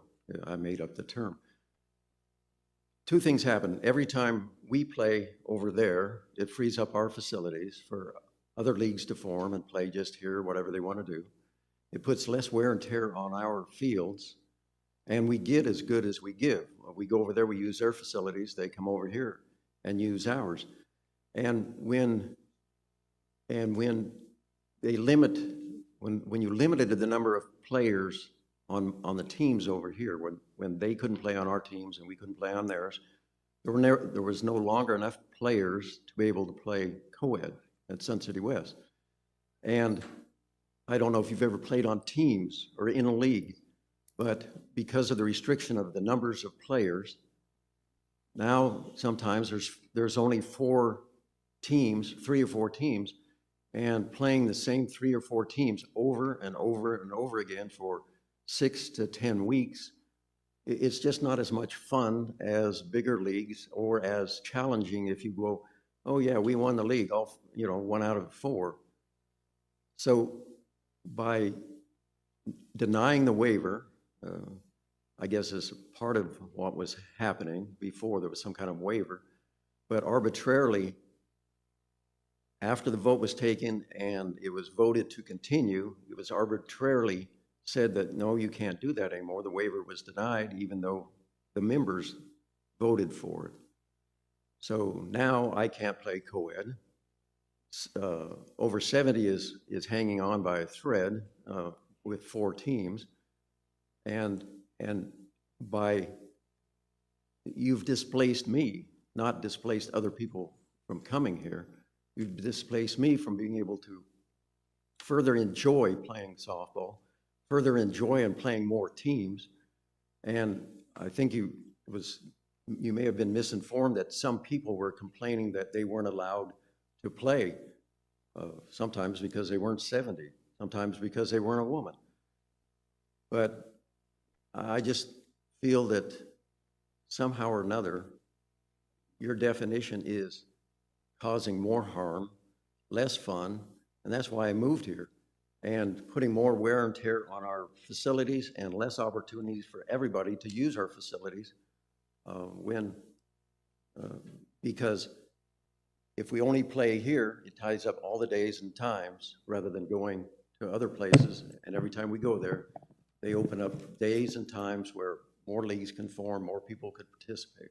So, Okay, thank you for your comments.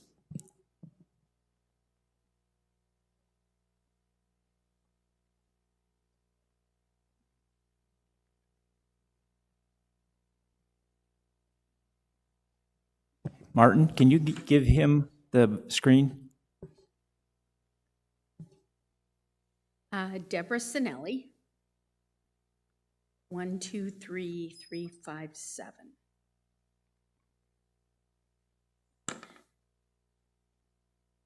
Couple of things. Who sat down and got together and wrote up all of these rules or whatever? The whole board did. Well, I have to hand it to you. I mean, they are very detailed. And I know a lot of work went into that. And it wasn't just something that you could slap together in a week. Obviously, you guys have been working on this for a long, long time. But they can be quite confusing. And at times, as you're reading through them, it feels like some of the restrictions on them are so intense that it's like if you mess up on one little thing, you're sunk. And I mean, it doesn't happen so much with our club. We're small, creative stitchers. We have a Christmas party coming up, but it's off-site. So, we don't have to worry about the 30-day notice and that kind of stuff. But for those clubs who do, and especially like the tennis clubs and things like that, I understand where they're coming from. That if you start putting too many restrictions on everything, they're not going to want to do it anymore. In the same token, flip side, when I first moved here, oh my gosh, it's going on 10 years ago now, I wanted to go bowling. I didn't belong to a league. I just wanted to go over and bowl. I tried 3 days in a row to try to go over and bowl, and I couldn't because the lanes were so filled with leagues come to find out, they weren't just our leagues. They were groups of people that were in from everywhere else. And I figure if I'm paying a rec fee every year, doggone it, I want to be able to use the bowling alley when I've got time to go over and use it. And I shouldn't have to belong to a league, and I shouldn't have to belong to a tennis league or a pickleball league or whatever it is to go over with a friend and play pickleball. And so, I mean, the rules are there, I know, for a reason, and a lot of them are very, very good. We pay a fee here to be able to use our rec rooms and our areas here. When other people come in to use them, they should have to pay a fee to use our facilities. I don't care what it's for. They should have to pay a fee because it's wear and tear on our facilities. And I'm the first one to get the 2-minute clock. It was going before, but we let people go. So anyway, kudos to you Okay. guys. Yeah, the committee are the ones who did the editing and the changing, so they're the ones who deserve the kudos. I know you're not going to please everybody all the time, but I think the members of Sun City West who live here should have first dibs on. 58 pages worth of.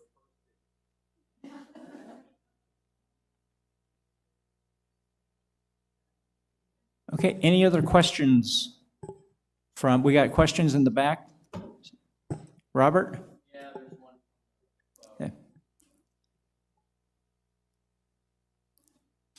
Okay. Deborah Johnson, 130208, asks, why do the clubs need to have a liability form when we sell tickets to outside people and they didn't sign?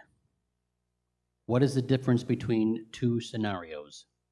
It's on the back there in case you want to look at it. Oh.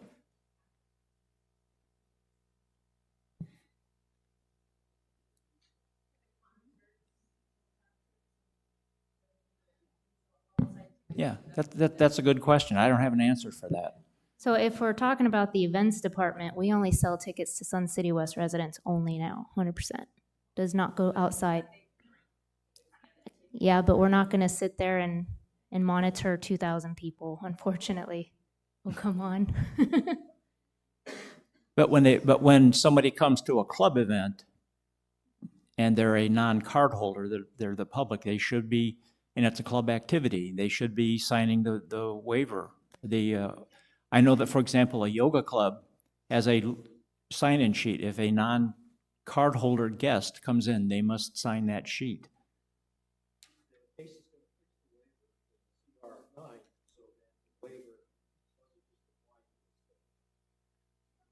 Right. I will just have it checked to make sure that it's in good standing, I guess. Well, it probably needs to be updated. It's probably been a couple years, so it's fair. And usually, in my experience with ticketed events, when you buy a ticket, you accept responsibility, your own liability, if something happens.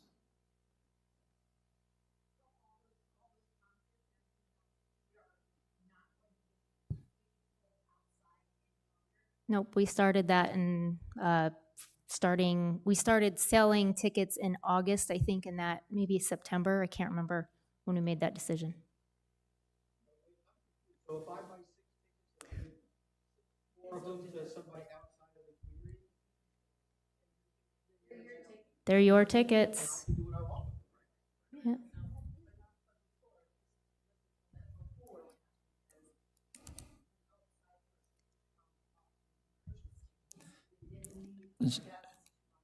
So can I bring us back to the topic at hand here? Thank you. Are there any other questions, comments from the audience? Okay, questions, comments from the committee up here. I'll start with Carol. Yes. Please pardon me. I have a vocal cord issue that affects my speech. Sometimes it's worse than others, but I was quite saddened and surprised to read in multiple public postings that Jack Leary has a proven track record of an adversarial and condescending attitude toward his committee members. I have worked with Jack on the Chartered Clubs Committee for the past 2 years, and that unequivocally has not been my experience, nor have I witnessed this with any other committee member. In the past year, the members of this committee were involved in 2 very large projects for the governing board. Jack gave us all free rein to do our jobs without any interference from him. He was always available as a resource, but he allowed our work to speak for itself. He has been consistently fair and respectful to one and all. He most assuredly is not anti-club and has been publicly stated. He wants what all of us on the Chartered Clubs Committee want, and that is to make things fair and equitable for everyone that is a member of these clubs. That was a task assigned to Jack and the committee. The rules, regulations, and policies that govern the chartered clubs were vague, confusing in some areas, and outdated in other areas. The RR&Ps had not been reviewed in many, many years.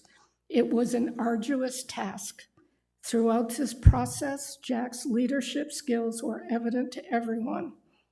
To say that he has a track record of an adversarial and condescending attitude toward his committee members is so far removed from the truth, it is ludicrous. He has won the respect of all the veteran committee members that sit before you because he has earned that. Thank you, Carol. Vicki, any comments? I would be one of those veterans on the committee, and I agree completely with Carol. Connie? I'm another one of the veterans on this committee, and I fully endorse everything Carol just said.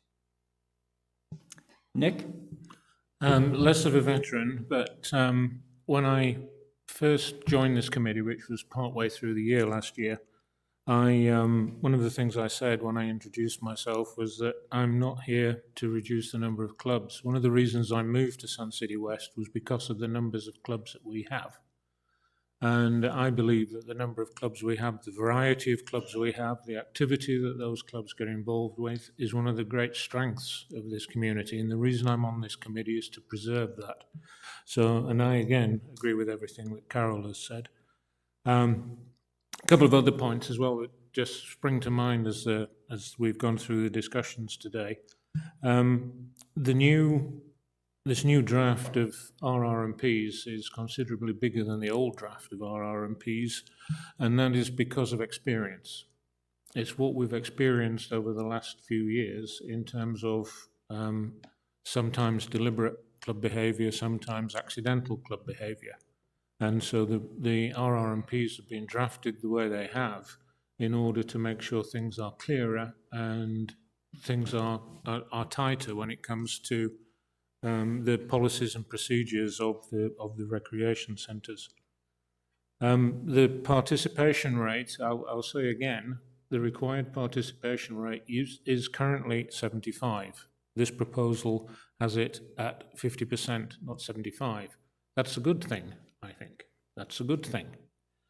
And the reason we have things like participation rate and monitoring of participation rate is because we've learned from the past. Clubs have padded their numbers.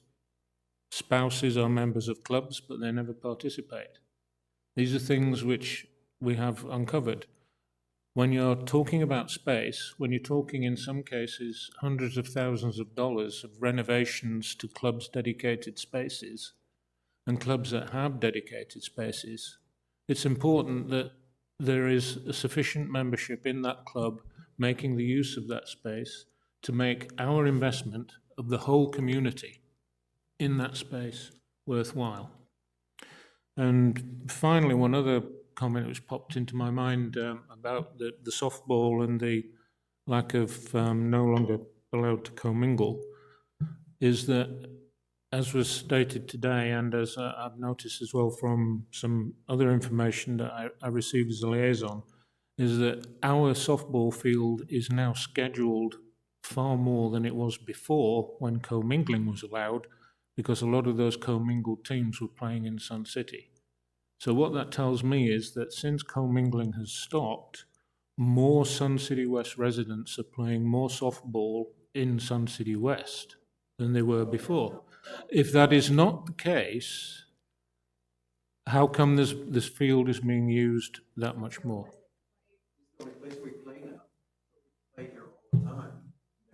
There you go. You're making more use of the facility that we're paying for. Okay, wait. Anyway, that's all I have to say. Jamie? Well, I am not a veteran, I'm very new, and I've only been here a couple months, but I've, been working with Jack, and I back up everything Carol says. I mean, I'm newer to the community as well, and I know everybody has a lot of kind of baggage with everything, but just as an outsider, kind of looking in at how he views clubs and how he works with all of us, I have nothing but admiration and support for him right now, and I think sometimes when we've been dealing with something for a long time, it's good to see a fresh perspective and kind of how somebody from the outside sees how that's working. Thank you. Maria? I'm also a new member, and I have no issue with Jack or anyone on this team. We all come with a different perspective, but the really nice thing is we listen to each other. And that's the one thing I wanted to point out. We're all members here, right? We all live in Sun City West. We just chose to sit on this committee to present a voice on one side. You chose to sit there and present another voice. But in the middle, we're trying to get there, isn't it? We're trying to make this better for everybody. And so some decisions can be hard, and some maybe not so hard. But just we have to continue talking. This isn't going to be a one and done, right? It's a step towards a bettering what we have. But if we continue to want to change it, that's what we do. We keep talking and we go and we update things. So that's all I wanted to share. Kathy? Yes, this is my third year on the committee. My last year on the committee, I have other responsibilities I need to do. I've enjoyed working with Jack. He's been very fair with all of the things that we've been done, and we've had a lot of extra committees and workshops that we've been working on. So I thank him for all of the efforts he's made and the time he's spent. We had, Maria and Judy and I had a meeting the other day as liaisons with our card players and our arts and crafts clubs. It was great. We enjoyed meeting them all. A lot of clubs are growing. They have more members, and it was interesting for me as a club president to learn what they are doing to increase their membership. So it was good. We'll do it again. Judy? I'm probably the oldest member on this committee, and this is my year, last year also. I have served under two leaders on this committee. I have found Jack extremely wonderful to work with, and his expertise has kept us going in the right direction all the way along. I want to thank you, Jack, for all you've done for this committee, and I really love working with all of you here because we all have our heads in the right spot. We want to make things better for the chartered clubs in this community. That's the only goal that we have. Are there going to be hiccups? You bet. But we're going to try to work through them. Casey, do you have any closing comments? Sure. I'll actually just kind of piggyback off Judy and say that these folks here are kind of my mediators. So when a problem or something good arises, they bring it to my attention and we address it right away. If you don't know, Paul, who's not here, he worked with the Cycle Club. They asked for some numbers to make their group outing a little bit safer. We got it done because they reached out to Paul. Judy, with some of the card clubs, we've had some some fun ones, but we have had a solution for everything. These people right here, who are residents, your neighbors, by the way, are the ones that are making it happen and making my job a little bit more rewarding, if you will.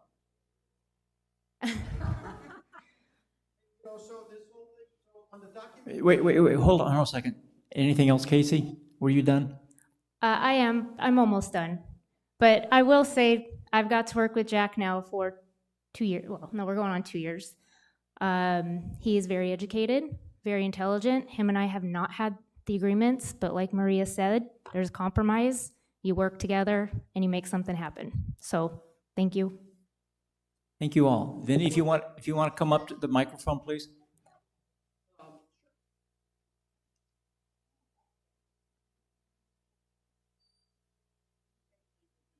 132340 Vince Tavy.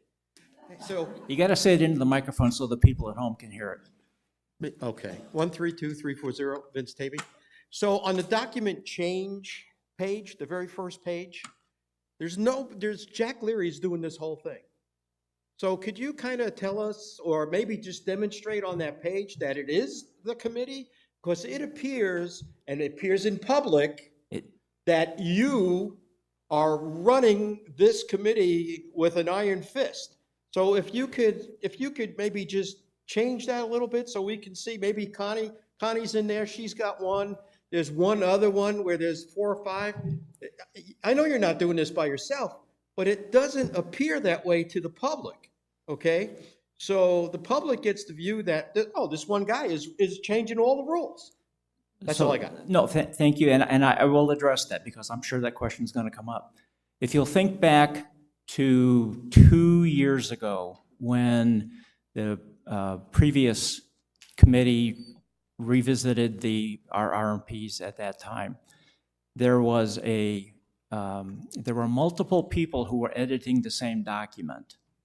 And as a result, there were people who were editing sections that had been previously approved, and there were people who were editing the same sections that were not in agreement. And when the document was put up on the screen, it was a veritable rainbow of who had changed what, and there were confusion amongst the editors. And it was a very long and cumbersome process. It took a year because of that. So what this committee decided to do is they would each edit a portion of the document and send it to me. I was the typist. That's all I did. I typed the changes in, and I put my name there because I am the central point of doing that. So that's why my name appears all over the changes, the red lines, all of that. So that's the reason why. So we had one central place. If there were collisions between what 2 people gave me, I put them both in there, and then they reviewed it, and then we came to one set of verbiage. So that's the reason, and that's why we're able to do this in a shortened period of time. So thank you, Vinny, for letting me address that. Dave Bennett, 137887. The reason the facilities seem to be used more now is because we can't play anywhere else. So all of the Sun City West players are playing here all the time. It's used up most of the hours and time available to play. And so there isn't time for other leagues. Just before the commingling was disallowed, I'm over 70, so I played an over 70 league. They were forming an under 70 league so that those people could play on Saturday as well because they wanted to play another day. But now they can't form that. There's no time for that league to play. Every time me as a player or our team plays over there, it frees up that day and time over here for people to participate. And as a matter of fact, at the present time, it's about 60% of all the softball players at Sun City and Sun City West, 60% at Sun City West, 40% at Sun City. So when we play over there, we're using their facilities a lot more than they're using ours. There's a lot less wear and tear on our facilities when they come over here than we put on theirs. So it's beneficial. It frees up those days. We play twice a week. Once here, once over there is what we did. Now we play here. I play Monday, Thursday. There's a teams playing right now. They're just finishing up on Tuesdays and Fridays. Wednesday is maintenance day. And if we're not playing over there, nobody else can form these other leagues that were proposed. And it's disaccommodating the players in Sun City West because they can't participate at the levels that they used to. Thank you. Okay, Casey, you have something? I believe Wednesdays are open, have opened back up for you guys to play. Todd adjusted his schedule. It's just a little bit more opportunity. Come to the microphone, please. Just a little bit more opportunity.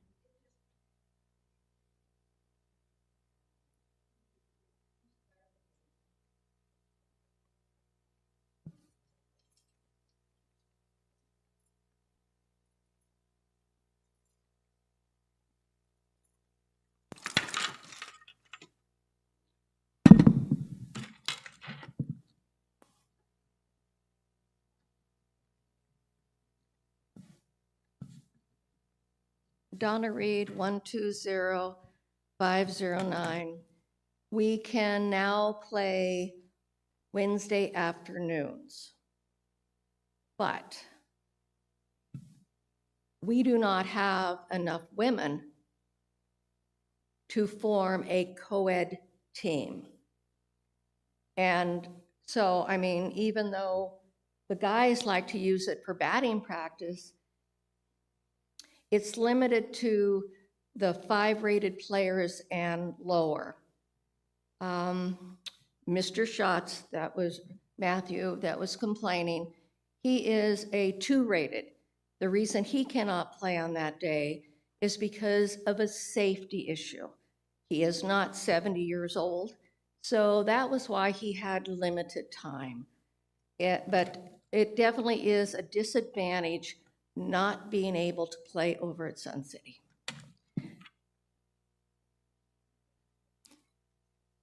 Okay, if there are no more comments, it is 3:32 and I will adjourn the meeting. Sorry. I'm sorry, one more comment. I just wanted to ask the public to make sure that they know the difference between the Chartered Club Committee and operations, what they are here to do. I know there's confusion. We, as a Chartered Club Committee, are not responsible for the decision of whether a club moves forward or is disbanded.